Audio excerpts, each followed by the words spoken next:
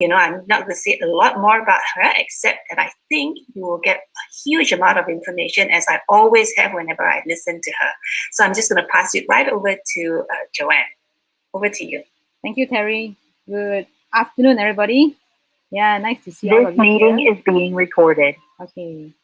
All right, so allow me to share my slide. A very good afternoon to everybody. I hope you're having a good lunch, a good and healthy lunch. Very important, not just good and yummy, but good and healthy.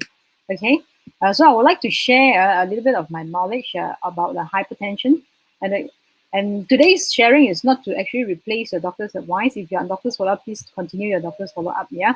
So today is more of knowledge on what hypertension is and how you can actually improve and normalize if possible to your normal blood pressure. Okay, this is a very important topic because it affects most of us as we grow older. Okay, metabolic syndrome, 3 in 1, not the 3 in 1 coffee, but this metabolic syndrome is the three good friends that not usually comes together, and hypertension is one of the three good friends, and the other two good friends is high cholesterol and also diabetes. Yeah, so when you have diabetes, most probably you also have hypertension and high cholesterol. It comes in a package somehow. That's why it's lumped together and called metabolic syndrome. Okay, so today I will be sharing on the hypertension, yeah, high blood pressure. So metabolic syndrome, basically, if you have that, you are at increased risk of getting a heart attack, a stroke, and also type 2 diabetes. Okay, so what metabolic syndrome includes high blood pressure, high blood sugar, excess body fat around the waist, yeah, high cholesterol, and also high triglyceride levels. Okay, so if you have more than 3 or 4 of these symptoms, you're having a metabolic syndrome.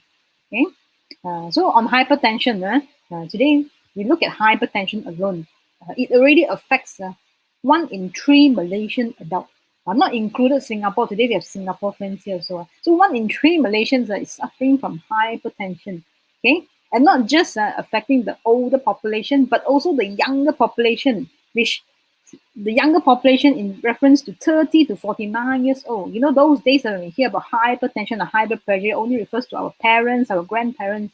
But now, even the younger population at 30s, they are having this hypertension. I have a friend whose kid, his son now is very bright, an IT analyst. So he worked long hours, he's very well paid. So one day he feels a bit discomfort, a bit of headache, and he feels his body is very tired. So he went for a body checkup, and immediately the doctor admitted him to the hospital, and he was diagnosed with end-stage kidney failure. So he was put on immediate dialysis, but not long after he actually passed away. He was an undiagnosed hypertension. So sometimes you're young doesn't mean that you'll be healthy. Do not take your health for granted. Yeah. Do once a while, if your parents or somebody at home has got the hypertension machine, the blood pressure monitoring machine, do check sometimes. Okay, even if you're 20s or 30s, because young people nowadays don't sleep early. Their bedtime is at 3 a.m. in the morning. You see, so all this will contribute to this hypertension. Okay. So like I say, hypertension will also lead to many other complications. For example, heart attack, heart failure, and the second most important cause of end-stage kidney failure. The main cause of kidney failure is diabetes. It's also one of the metabolic syndrome. Okay, so COVID is not just a pandemic, but this metabolic syndrome has been an ongoing pandemic for a long time. It's just that people don't die immediately, right? But it will progress into complications, and people usually die because of the complications. So let's look at the heart. One of the main reasons why we don't want hypertension is when you are swimming in a swimming pool, it feels good, right? But when you are swimming against current, let's say you're swimming in the sea, it's just like when your heart has got this high pressure from the aortic vessel coming in. The pressure is very high. So what do you do when you swim against the current? You swim harder, so your muscles grow, right? So your heart also the same thing. They have to pump harder in order to pump back the blood into your body, right? So when the pressure is high, your heart muscles have to pump harder. So when your heart muscles work harder, what happens? It becomes hypertrophied, means it becomes enlarged. Right? When your bicep, tricep enlarge, you look strong and good, right? But when your heart muscles enlarge, it becomes hardened. It becomes stiff. So it becomes heart failure. Then it won't be effective anymore. So the heart muscles and our body muscles is totally very different. Okay, and what happens when the pressure is too high in your brain? that will causes burst, the vessels to burst, these delicate vessels to burst. So this will cause hemorrhagic stroke. Stroke has got two types. One is hemorrhagic, which is the burst of the blood vessels, and the other one is due to blood clot. Okay, so these are the overall complications of hypertension, from stroke, to damaging of your eye vessels, to your arteriosclerosis, means blockage of your vessels, renal failure, kidney failure, also due to the damage due to the high pressure, and also of course left ventricular hypertrophy, coronary heart disease, and also heart failure. All these are linked to hypertension. Okay, so when you measure your blood pressure, there's two readings. One is the systolic and one is the diastolic. Systolic is when your heart pumps. Okay, systolic is when your heart pumps. That is the pressure against your vessels wall. So it's systolic, so that is higher. So when your heart relaxes, when the blood flows back into your heart, that is what we call diastolic. Okay, diastolic. So systolic, diastolic, systolic, diastolic. That's why the reading at the upper corner is higher because it's pumping. Okay. So what are the risk factors? Age is one of them. As you age, your arteries becomes hardened due to lack of collagen, lack of vitamin C. It's due to aging process, and also due to many years of plaque build-up. From day one, when you start eating solid food, that's where your cholesterol and inflammation starts to pile up. Right? So all this will actually accumulate. So as you age, it becomes narrower. Okay? When it's narrower, the pressure is higher. Okay, size and weight, of course, if you're overweight and obese, you have higher inflammatory readings and inflammatory markers, and therefore you also have a higher risk of getting hypertension. Unhealthy lifestyle, cholesterol, high alcohol intake, and tobacco. And also gender-wise, is male. When you're younger, you have more prone to hypertension as compared to females. But females after menopause, the risk of getting hypertension will be equivalent to your male counterpart. And also, if you have existing health condition like kidney problems, high sugar problem, metabolic problem, you will also one day tend to have hypertension. Okay? Like I said, the metabolic syndrome, it comes in a package, tiga dalam satu. Other risk factors is physical inactivity. What you don't use, you lose. What you don't use, you lose. So when you are active, your body will keep pumping the blood. Keep pumping blood, so your vessels will become more flexible, because you are using it. So your body knows you're using. Oh, I have been more flexible. Okay, people who like a salt-rich diet, especially if you like to eat out. People who like to eat out usually are diet outside. Outside food are usually all those tapao and very high in sodium, MSG, and all these. And also fatty food. Anything which is not salty and not fatty, it's not nice. Food which are high in salt and high in fat usually taste nicer. Right, not Dr. Aisha. Dr. Aisha nodding her head. High salt, high fat, like santan, all this. How can you eat curry without santan? So all these high fatty food will also contribute to hypertension. Okay, certain medications like birth control pills, and also a family history. Most probably, family history is due to the same culture, same lifestyle that they have in the family. Not so much of genetic. And the worst thing about this hypertension is when you have it, you do not have any symptoms. One day, during one of those Chinese New Year, I used to go home visiting. So whenever I go home visiting, people bring ampao. I will bring my blood pressure monitoring machine along, just in case those long time relatives that I have never met. Usually I will sit them down. I will measure their blood pressure. That's what I usually bring during Chinese New Year. Also some Chinese Mandarin orange. I do not know what they bring. So one day I went to one of my relatives' house. And I measured his blood pressure, and his blood pressure was 200 over. Can you imagine that? 200 over. And he has no symptom. No symptom. He just feels sometimes tired, a bit of a headache, that's all. He thought was this aging, all these aging problems. So when he checked, it's 200 over, 100 over. So I said, you better go to the emergency department immediately. But of course, being a senior, right?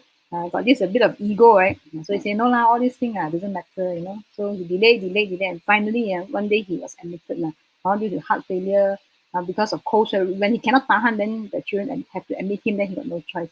Then nothing last, he was diagnosed with end-stage kidney disease, but he refused dialysis. And recently, during MCO 3.0, actually he passed away, unfortunately. Okay, so undiagnosed hypertension, it's a silent killer. Yes, it's a silent killer, and it has no symptoms. Even at 200, 100, you have no symptoms. So it's wajib, not only to have your COVID saliva test at home, but also to have a blood pressure monitoring machine at home. and also a blood sugar monitoring machine. These two machines, you have to really know how to use it, especially when you have elderly at home. Okay, no excuses. All right. Uh, Other symptoms like severe headache, dizziness, fatigue, vision problems, all these are already the complication of hypertension. Means he has progressed, and he has caused a target organ damage. That's why you have all these problems like chest pain, already signs of angina, difficulty breathing, irregular heartbeat, already signs of heart failure, blood in urine, already a sign of kidney failure, pounding in your chest. All these are already a heart problem. Means it has progressed to the end stage, to the very severe stage of hypertension. So no joke. At least COVID will tell you got sore throat, but this one no symptom. Okay, no symptom. So what is the optimal level? Optimal level, if you do not have kidney problem, your kidney is all right, fine. Then your reading can be 140 over 90 or below. 140 over 90 or below. If you have a kidney problem already, existing kidney problem with diabetes, then you have to go lower, 130, 80. So you must really take care if you have already has got a kidney problem. Then your blood pressure must be even more well controlled. If your diet and lifestyle is not controlling your blood pressure, do refer back to your doctor, continue your medication. Then you have to incorporate medication and also nutritional together. If it's not controlled, do not let it to be out of control for a long, long time. Like I said, no symptoms. Whenever there's symptoms, it's already too late. Right? It's already end organ damage. Right? So when you have this kind of reading, or when you go and check your friends or family members who have got this kind of 180, anything which is above 180, 120, you need to be admitted to the emergency department right away, immediately. Right? Even though you're feeling okay, you can still play mahjong, you can still sing karaoke, no problem. But you have to get admitted right away into the emergency department, 180, 120. They will give you intravenous medication. They will treat you right away to bring down your blood pressure to prevent any end organ damage. All right? Yeah. So again, these are the end organ damage. Okay, your brain, your kidney, and your heart are the three organs which are most prone to hypertension. Okay, so what is the solution?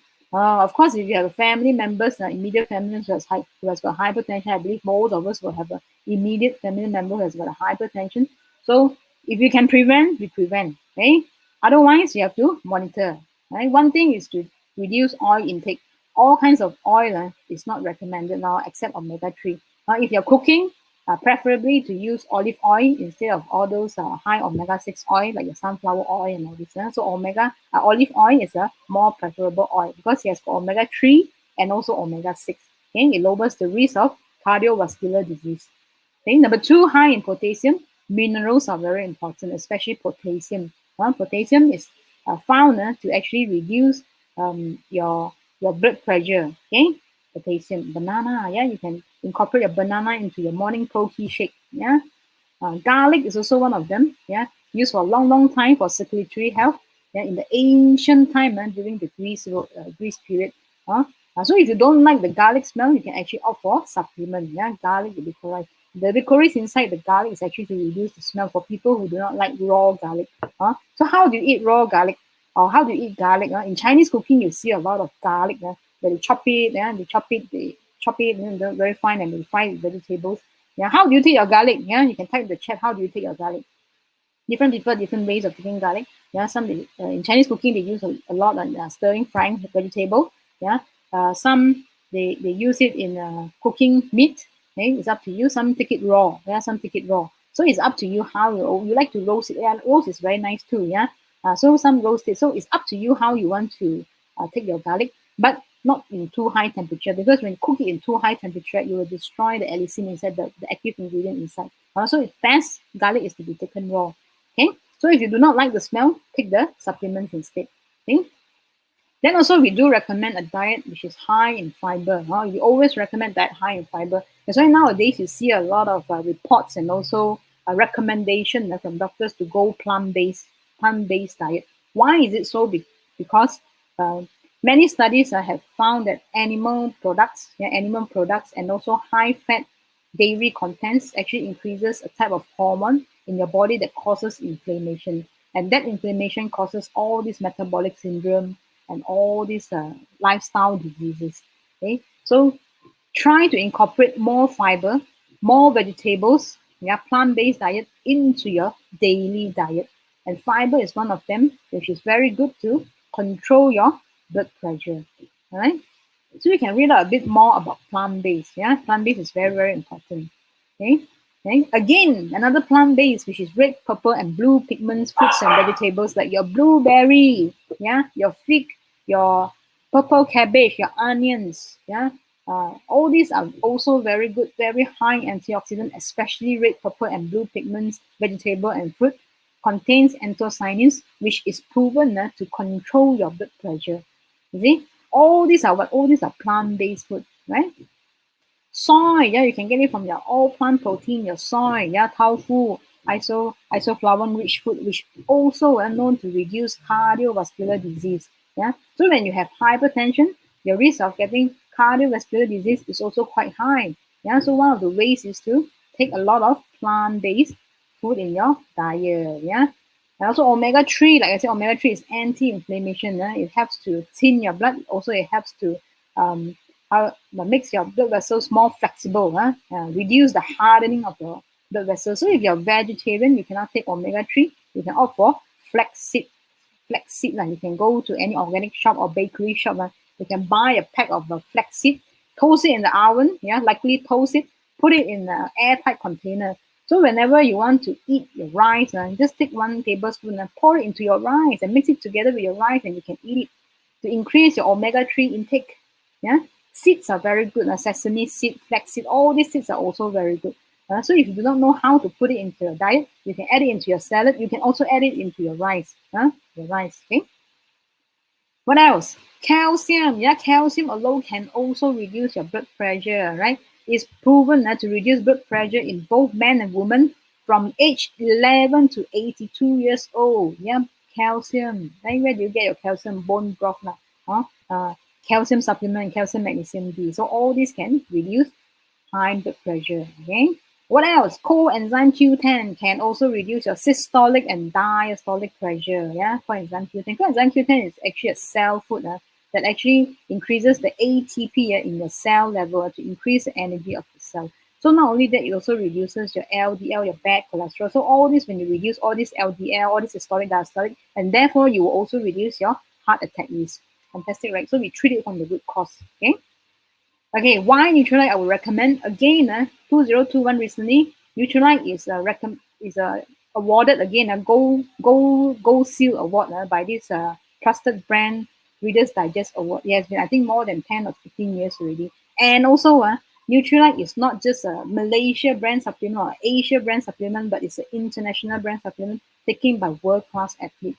Right? I will show you this short clip. This is the gold medalist from the recent Tokyo Olympic single female badminton champion. Okay? 大家好，我是陈雨菲，我现在已经回国隔离了，一切安好。这次在东京奥运会上能取得女子单打的金牌，要感谢安利纽崔莱的一路支持与陪伴，也感谢我自己的坚持到底。疫情期间，大家一定要防护好、营养好、运动好，坚持健康的生活方式，才能有赢的底气。分享一个我的秘诀，那就是吃好营养早餐，确保早餐均衡营养，才能时刻保持满分状态。让我们冠军一起赢。Right, so basically what she wants to say is she's an Olympic gold medalist, right? She just won the singles badminton female gold medal from Tokyo Olympic, and breakfast is very important, and also determination that actually won her the gold.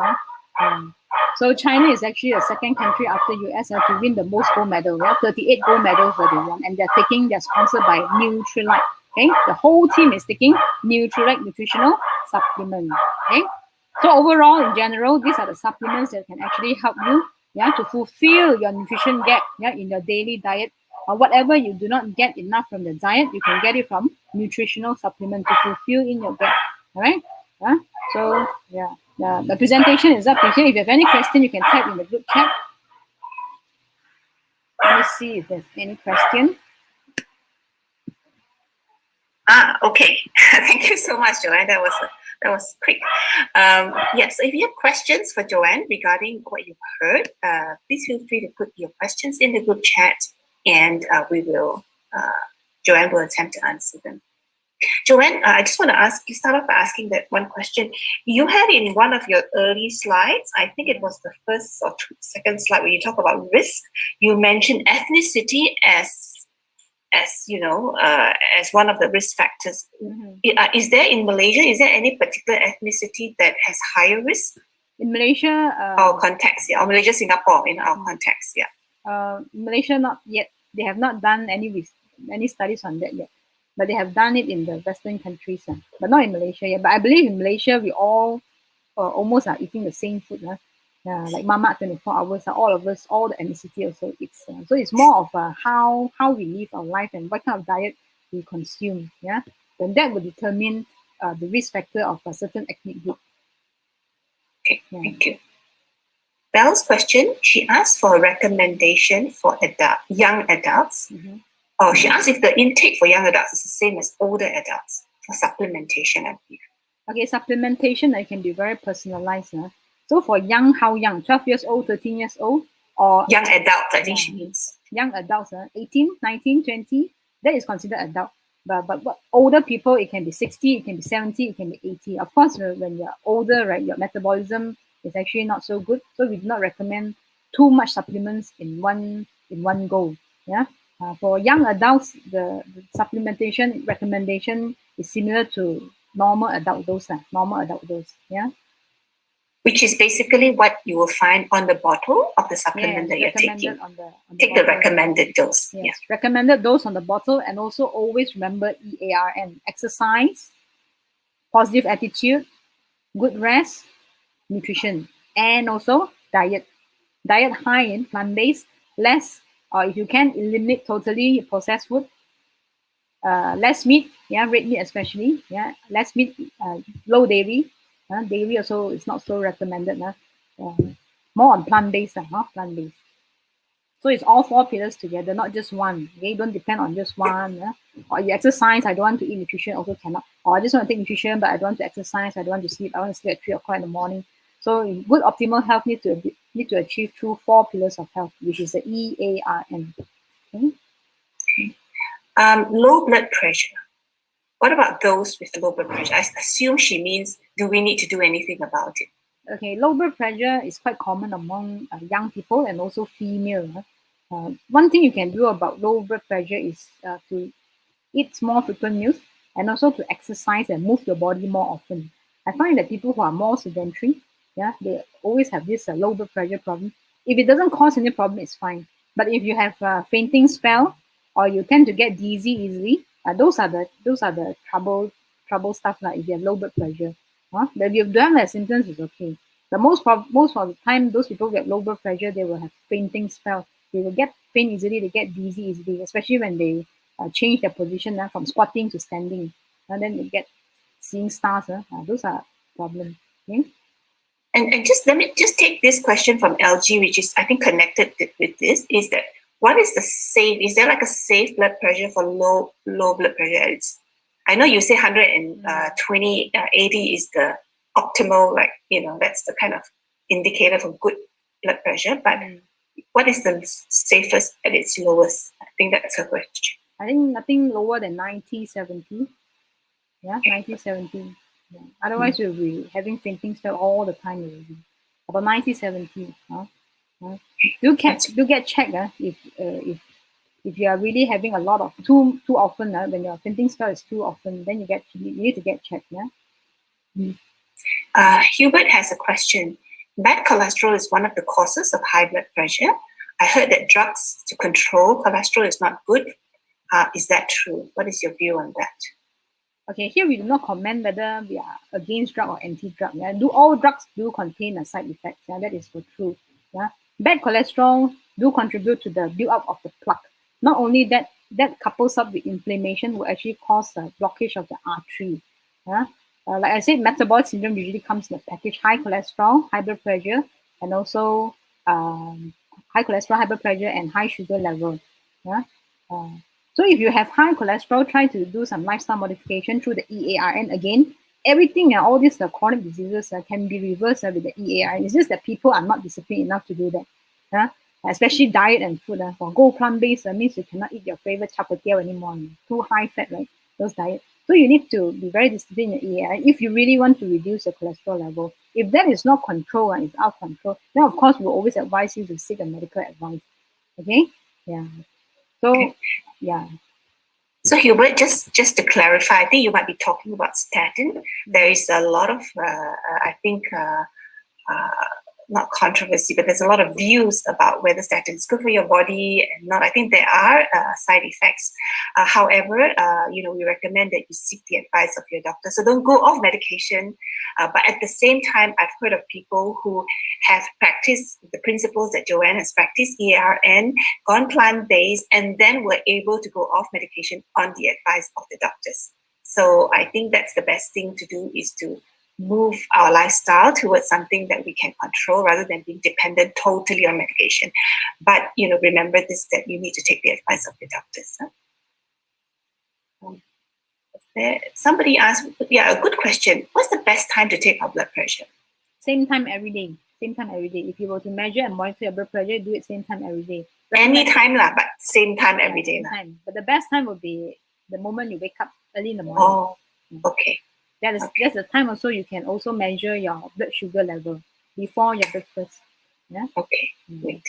Kenneth's question is that he's in his early 40s and has hypertension in both sides of the families. You don't have hypertension yourself, Kenneth, I'm guessing. You're just saying that you have history in both sides. He doesn't have, sorry. Oh, so he's giving his advice. That's really great. And he's asking if there's anything else that you would recommend apart from what he's taking. Sorry, I missed the entire message. Whatever you're taking is good, it's sufficient enough. Yeah. So you're doing your exercise, you're doing your walking, make sure you have enough rest, and also maintain a positive mindset, which is very important, and get socially connected with positive people around you. That's very important too. Yeah.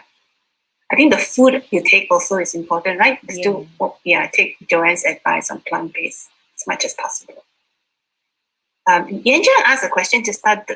Dragon fruit got anthocyanin. I'm not sure. I don't have an answer. So.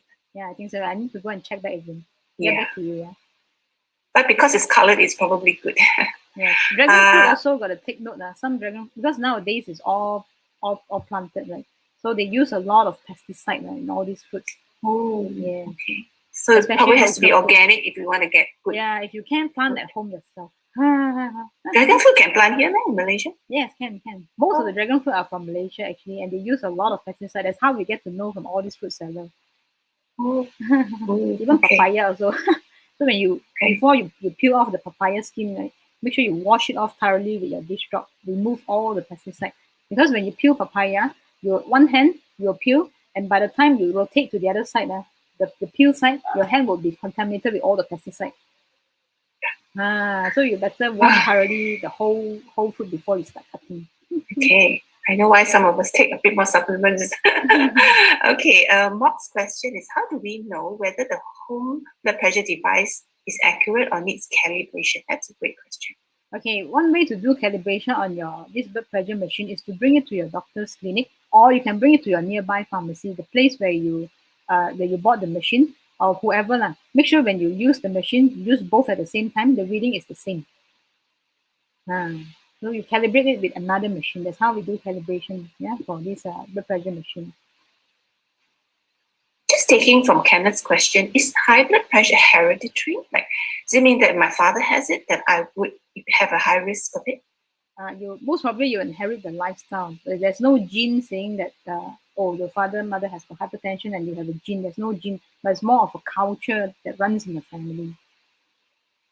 The food, the food choices that your family takes, that will actually determine your risk factor. It's a lifestyle choice. Okay, that's a very interesting question that LG has. Is there a possibility of readings being very high on the systolic but very low on the diastolic, 145 over 70? What does that mean? 140 over 70. 145 over 70, she says. Oh, okay. Yeah. Yeah, it do happen. Yeah, it do happen. Take at least 3 readings, but not so often. It doesn't happen so often. But you do take, when you have this kind of funny readings, you take 3 readings in a row, then you average out. Yeah. Okay. Can we still take our BP medication? Yes, if you're on medication, please do take, because today's advice is not to replace your doctor's advice. The doctor is doing your follow-up, so make sure you go back to your regular follow-up. Okay, they will change your medication according to your blood pressure. And if your blood pressure starts to drop, they see a trend in dropping, the doctor will actually cut down the medication. Then they will cut down the dose. Don't worry. Are there any other questions for Joanne? Hokkien Mee. Changing learned behavior. Yeah, it's not easy to change your diet and lifestyle. Okay, so there's one thing like how you got to empower each other to change. That's why community is very important. Community that we do things together is very important. Changing of food that we eat is also not easy. Going plant based is not easy when other family members are still on normal diet, especially when they like all this high fatty food and you want to go plant based. It's not easy. So you need to have a community of people that's doing the same thing in the same direction. Yes, surround yourself with like-minded people. Okay, thank you, Terry. Thank you, Joanne. Let's all give her a big round of applause. Thank you so much for your time and thank you so much for your information. Just a quick announcement. Next week, we have a very interesting topic. Faisal Mansur is back on this topic called Know Your Pool. Your health is depending on what goes out the other end, okay? So it's going to be a fascinating topic.